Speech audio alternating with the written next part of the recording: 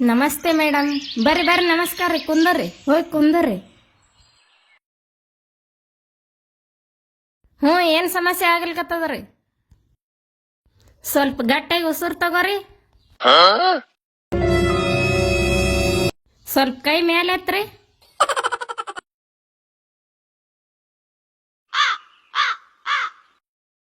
ಸ್ವಲ್ಪ ತಲೆ ಆ ಕಡೆ ಈ ಕಡೆ ಅಳಗಾಡ್ಸ್ರಿ.